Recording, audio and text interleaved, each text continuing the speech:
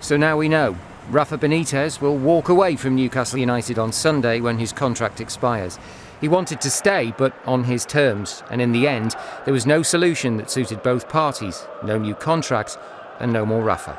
He's been looking for them to show him that the club can develop, that the team can be more successful, that they can push on and sort of do better, and that's never happened. They said in today's statement that they've been pushing to try and to get him to sign, but it's not as straightforward as that. It's an absolute disgrace the way he's been treated. He's been absolutely brilliant for the club, one of our best managers, but that's reflective of Ashley and co.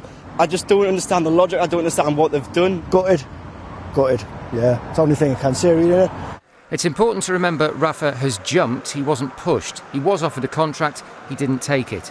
But he carries public opinion. Tonight, Mike Ashley, the Newcastle United owner, is again public enemy number one on Tyneside. He wouldn't compromise, and nor would Benitez. So this marriage is over. It's not a massive surprise in Newcastle or in Parliament.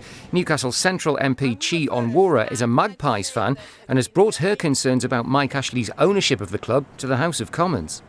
Well, to be honest with you, I am still a little bit in shock, which I know sounds stupid because it was talked about, it was predicted. When I did my petition a year ago, that was the fear. But I honestly didn't think something so utterly stupid would happen, outside of politics, that is. Benitez arrived at Newcastle in March 2016. He couldn't save a chaotic club from relegation, but he agreed to stay on, signing a 3-year deal. The next year, he brought the Magpies straight back up and won the championship title for good measure. Then, despite Mike Ashley's thrifty habits in the transfer market, he delivered 10th and 13th place finishes in the Premier League. But he wanted more. It's so simple. You have the potential, you can see the potential, you can feel the passion of the fans. I am really proud and pleased because we stay up, but I would like to compete for something more. So hopefully we can go closer and then we can match the ambitions of the fans. So what next? The club has started looking for a new manager, although the word is they're doing so from a standing start. Benitez staying was plan A. There was no plan B.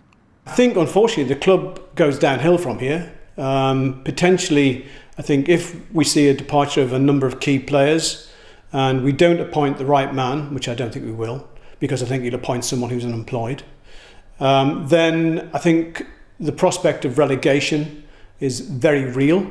It seems inconceivable that the club has allowed itself to get to this point, but here they are. I mean, it's Newcastle back on the precipice. They've been here before. It's entirely of their own making, and at this point you have to be very concerned. Newcastle fans thought he was their best manager since Sir Bobby Robson, but Benitez is leaving. He didn't want to go, but he wasn't prepared to stay for more of the same. Rafa has left the building, and he may well have taken the hopes and dreams of Newcastle United fans with him.